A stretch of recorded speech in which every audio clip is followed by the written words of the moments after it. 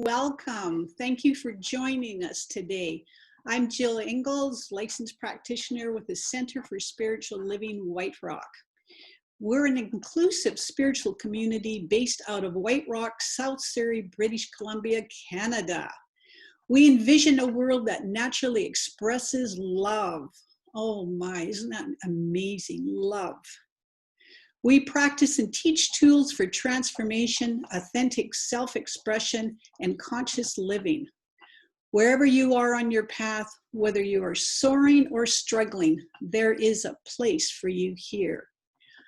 I'm grateful for your presence. I'm grateful for your gifts and donations.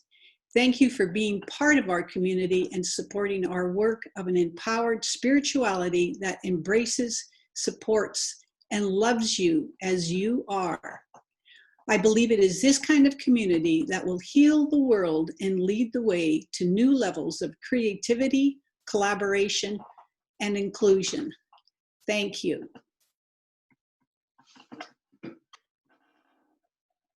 Just going to take a minute to just take that all in and just rest on that.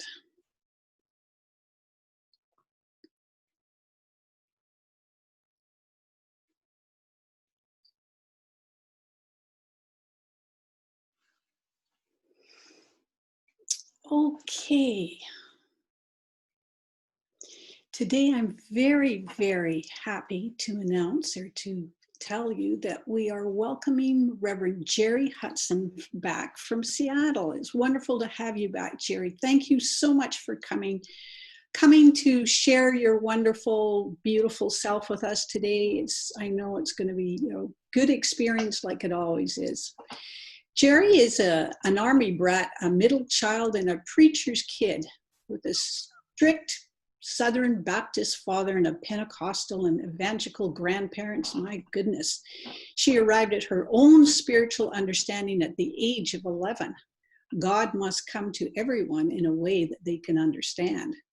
In 2006, while rehearsing Daniel Namode's One Power for a New Thought music festival, her heart broke open as she realized that she had finally come home to what that little girl understood about God.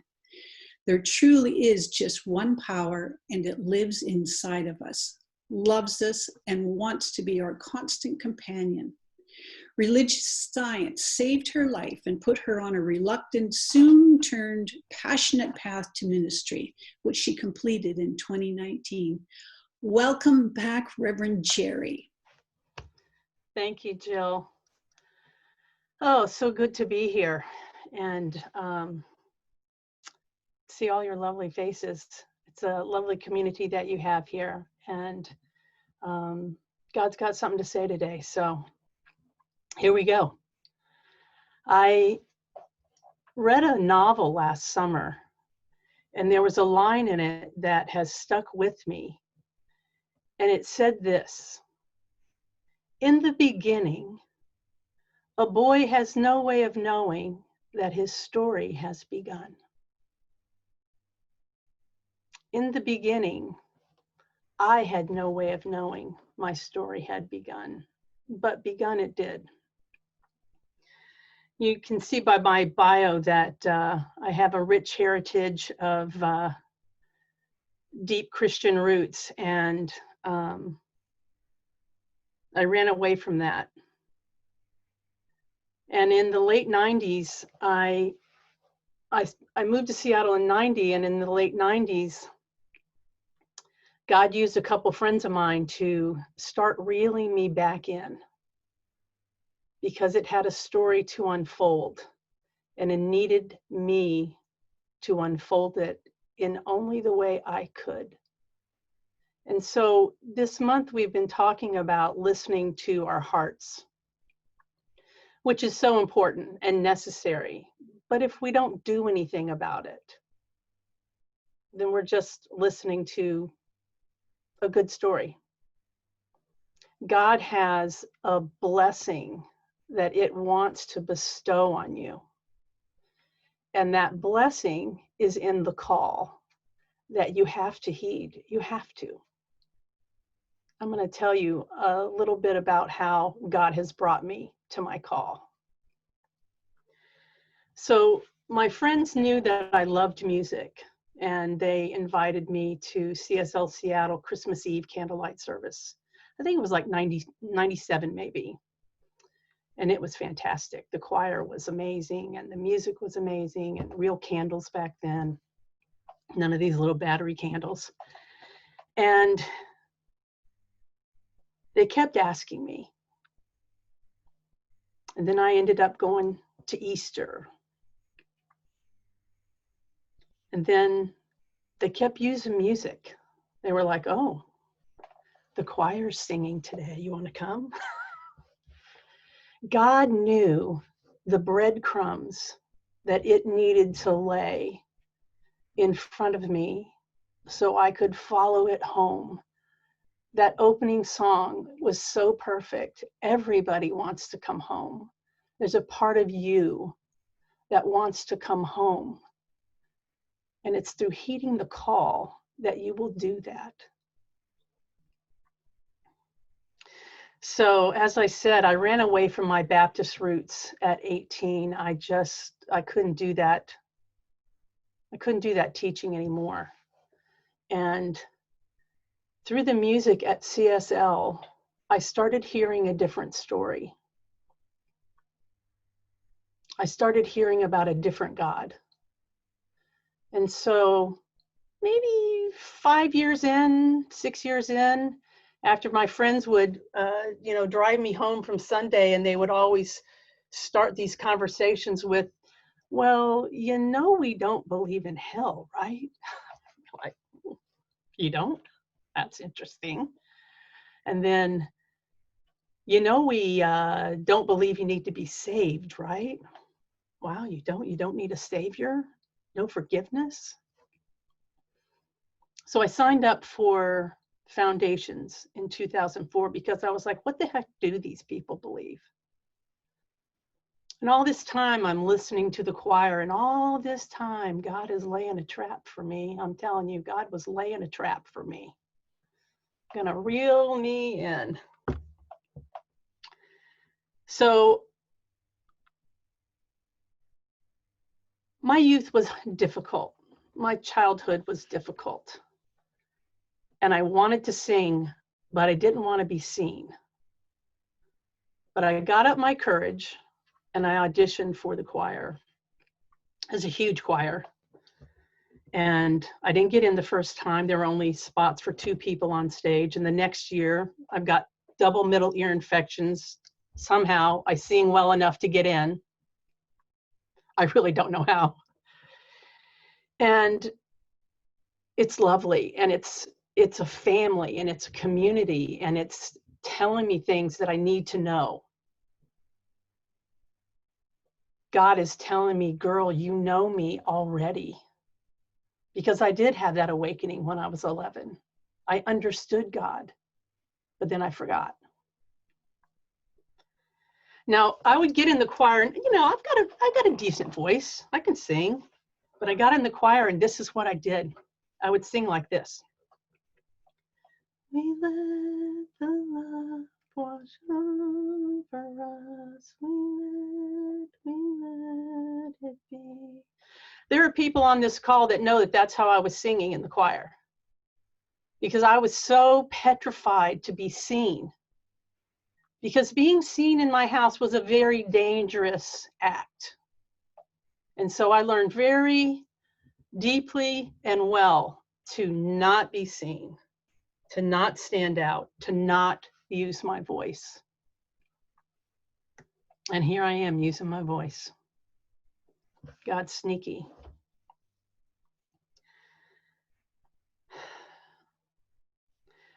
God was using the choir to prepare me. And in that story about listening to Daniel Nahmod and singing that One Power song, and if you don't know it, go listen to it because it's lovely. And in that moment, that's when God said, please come home. Like, just come home. I swear, I will love you just as you are. And so I started showing up more, and I started actually singing a little bit. And in September of that year, I went to my friend Mickey, who's on this call, and did a solo workshop. Oh my God. And when I actually sang for the first time, and people in the choir, I'd been in the choir for 3 years at this point, or 2 years, they were like, who's that singing? Because they'd never heard me sing. Because God was working me. It was like, just trust me. God wants to bless you. God wanted to bless me, but I had to believe it so that it could do it. So eventually I get invited to this leadership retreat. I'm like, they must have sent it to the wrong person. No, God slowly reeling me in. And so at that leadership retreat, I knew I had a call to ministry. But I was like, oh hell no, I am not doing that. No, I'm not doing that. My dad was an amazing minister. Amazing. It was the best thing that he did. And the worst thing that he was a father. And I could not separate those two things at that time. And I said, no, I am not being what he was. No way. And I'm certainly not going to stand up in front of people and be seen. So just take a hike. Now, I need to tell you that there were a lot of F-bombs in those discussions. Quite a few. Any way I could say it, I said it. It was just like, take a hike, buddy. I'm not doing that. So I said, okay, I'll become a practitioner. Because I was still going to be obstinate. I was still going to be stubborn, because that's who I am. Let's just be free and honest here. I'm a stubborn girl. So I became a practitioner. Still not my call. Still not it. And I know it. But it's all I'm willing to do. And being a practitioner changed my life in so many ways. And it is work that I love and adore and feel so used by God, and still see clients this day and know that God is working through me. But it wasn't my call. And I just kept saying, no, I'm not doing it. God is a nag, okay? God is such a nag. I was laughing with Jeri when we were emailing that really the subtitle for this talk is Resistance is Futile, because God will have its way with you. You know it's a nag. You know there's some call that you've been going, la, la, la, I can't hear you. But I'm telling you, God will have its way, and it will bless you beyond measure when you heed the call. So I started putting all kinds of rules on if I was going to heed this call. Okay, I'll do it, but I'll only do it if I don't have to leave Seattle. I'll only do it if I can have a primary teacher like Eric and my friends did with Reverend Terry up here at White Rock. I'll only do it that way. I'm not going to go to homes. I'm not doing this. I'm not doing that. Oh, I was telling God all about it. And God's just like, okay, I'm still leaving you breadcrumbs, girl. You're going to come home. I'm telling you, you're going to come home. When God gives us this call, it's not going to be a burden. I said, I don't want to leave Seattle because I never had a home before I lived in Seattle, because I was a vagabond. I was a vagabond as an Army brat. I was a vagabond as an adult.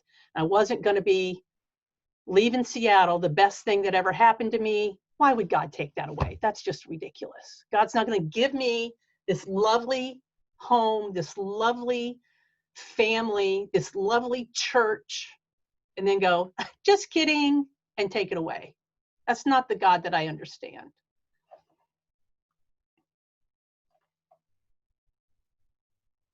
The call will be your blessing. And everything you need, you already have, to unfold it, to let it live through you.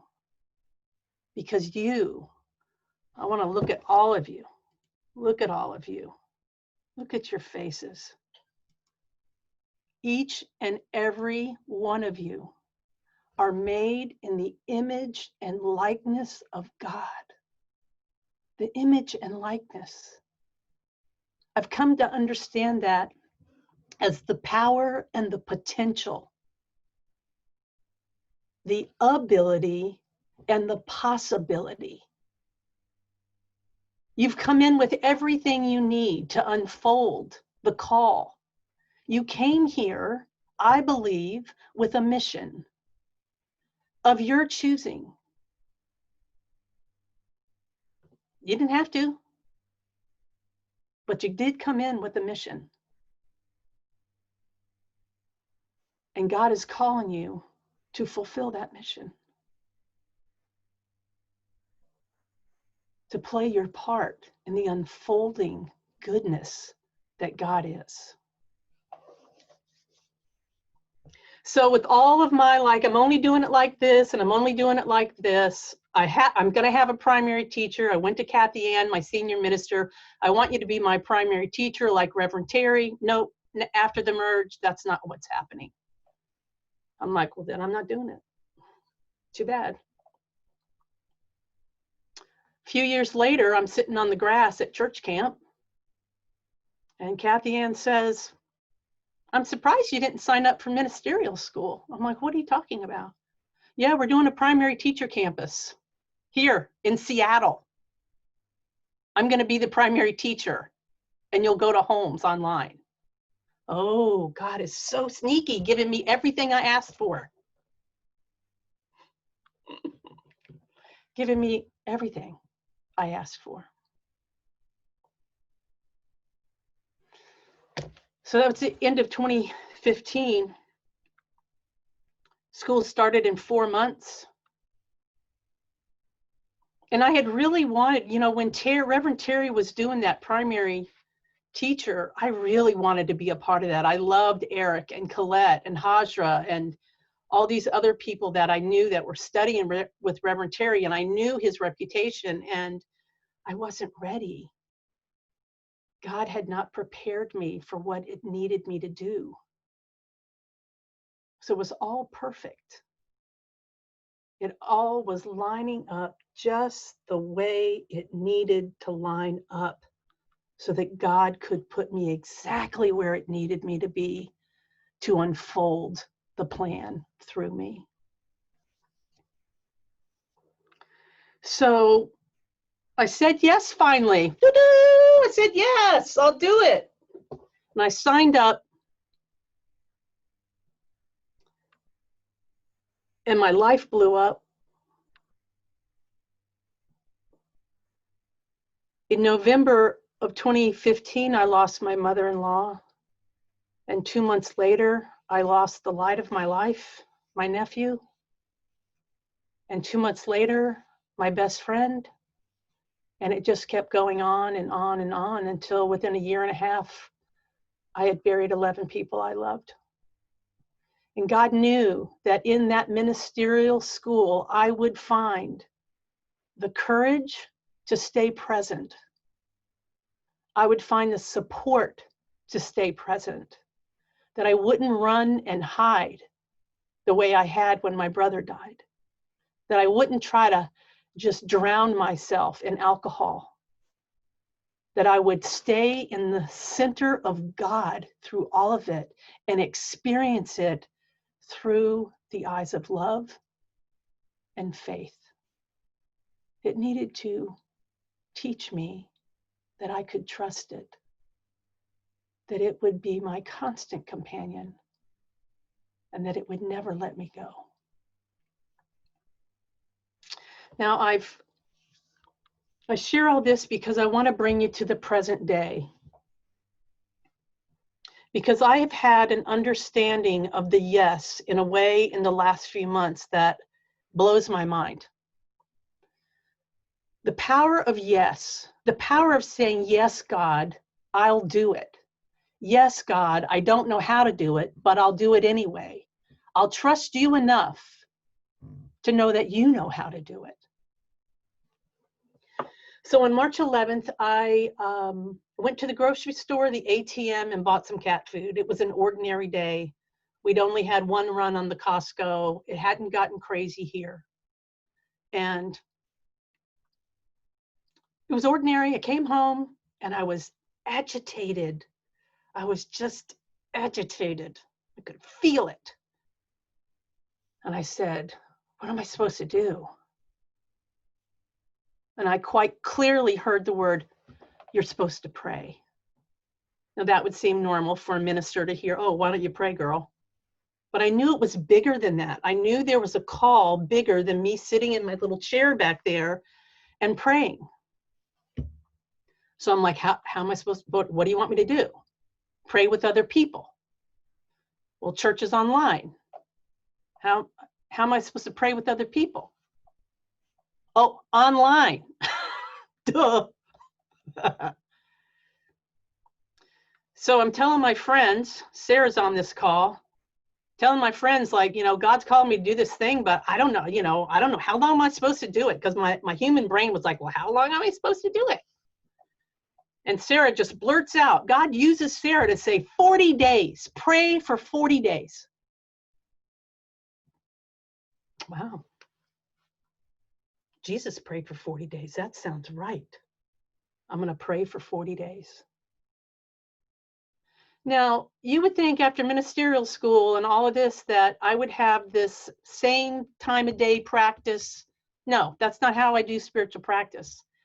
But saying yes to praying every day at 7 a.m. with whoever wants to show up, 25 to 30 people almost every day, has blessed me beyond measure.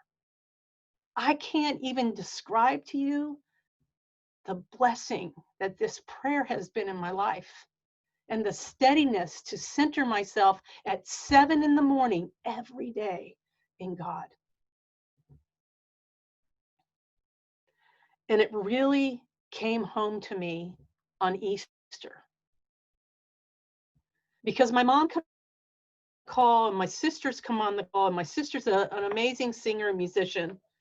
And in the prayer, there's always a place in the prayer for each person to speak into the prayer, either the word or the quality or the blessing that they need that day, the trouble they need to leave on the altar, whatever it is. And my mom said, let's start writing down our words. I didn't know they were doing this. And on Easter, my sister shared a song that she allowed God to write through her. She's like, I didn't write this song. She took all the words from the prayers, and turned them into a song. And I want to share it with you because in that moment, I understood what I had done with my yes. So I'm going to share this with you.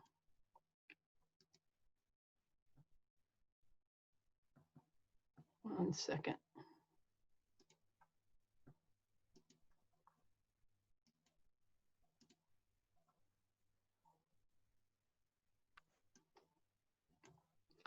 This is just her raw at the piano, so.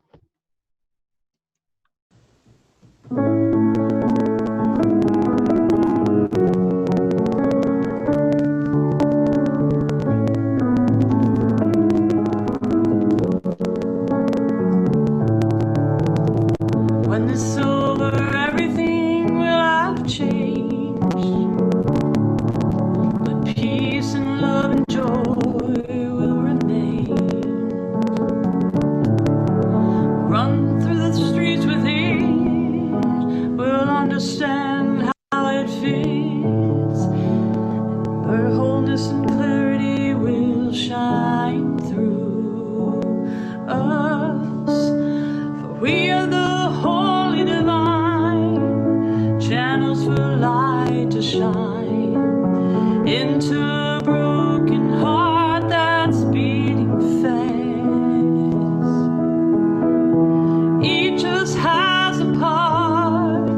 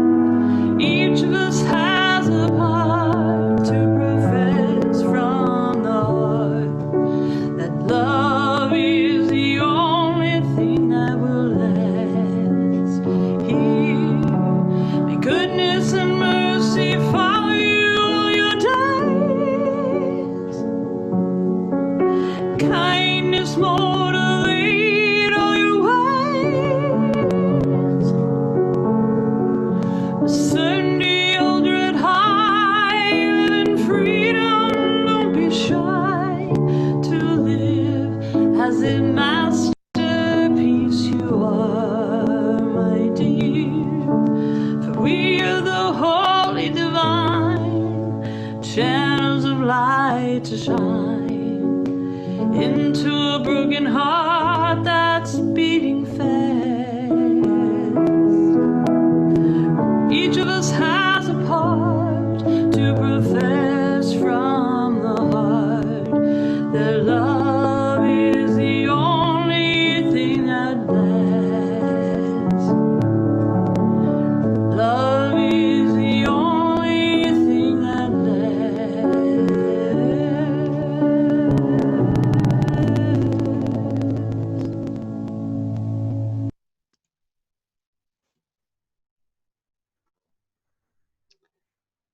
I had no way of knowing that God would want to sing a song, that God would use my yes to bring a song into the world. Like that hit me so hard that day. To go, look what your yes did. This message that we all have a part, that we're the divine, that we're masterpieces. This song is going to be sung. This song is going to go out into the world. And if I had kept saying no, if I hadn't said, what do I do when I'm agitated, and listened, God couldn't do that. I didn't do it, God did it. And I didn't have to change who I am to be who, I didn't have to change what I am to be who I am. God called this. You know, I like a cocktail. I don't mind a cuss word. I'm opinionated and bossy, but I'm loyal and kind. And now I can say I'm obedient. There's a call, and you know it. And if you don't know what it is, then just ask the question, what would you have me do? It might be just for today, or it might be something big that God wants to unfold, or it might be a loving parent, be a good friend. It all needs to be done, and it all needs to be done through us, and it will glorify God, and it will bless you if you allow it. We're the ones that stop the flow. We're the ones that go, I'm not doing it. At least I was. So today, if there is something calling you and you know it, just say yes. You don't have to know how to do it. You don't have to know anything except, are you willing to say yes? And if you don't know what it is, merely say, show me the way. Shine a light so bright I can't miss it. Okay? So let's take any questions you might have, and then we'll pray afterwards. There is one life, and that life is God. God does not possess life. God is life. And this one life operates as a principle of love, operates as a principle of harmony, of peace, of beauty, of joy. God is all there is. And it made me. It made me out of itself. And it gave me every bit of itself, just like everything else it created. It didn't put a little of itself here and a little bit of itself there. No, it put itself everywhere, all of itself. It put itself in you. It gave you its love, its power, its peace, made you out of it. You are the evidence of God's creation. You are the evidence of God's creation. And knowing that you are made in this image and likeness, and that you chose to be here, you can have an experience of communion with your God, the God that you know. It's not my God, it's your God. Your God calls you to itself, calls you to pull back the veil of forgetfulness, the veil of experience, and to know it, to be surrounded by its love, to float on the waves of peace, because you are peace. And I know that whatever the call is, the blessing is already present. The blessing is present. Because what else would it be if it's all God? What else could it be but a lifting of your life, an expansion of your love, a deepening of your understanding, a peace so deep, nothing can shake it? Why would we say no? So in this day, in this invitation that God is constantly extending to each of us, let us stand together in a yes, in a collective yes, and say, yes, I'll do that. Yes, I'll be that. Even if it's just a 5-minute mission, I'll do it. If it's the mission of my life, I will do it. Yes. I'm so grateful to know that we are centered in the very heart of God, that we are never untethered from the sustainer of our life, the lover of our soul. And I release this into law, knowing it was already unfolding before I spoke it, and so it is.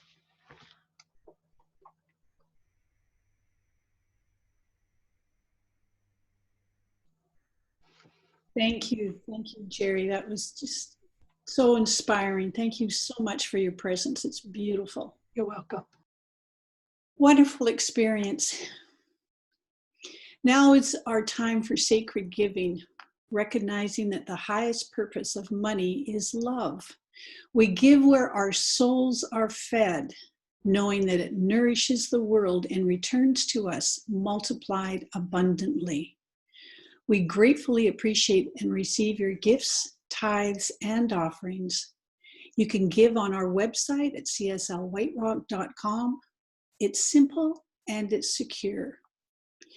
You can make a one-time or recurring donation, and gifts of all sizes are helpful.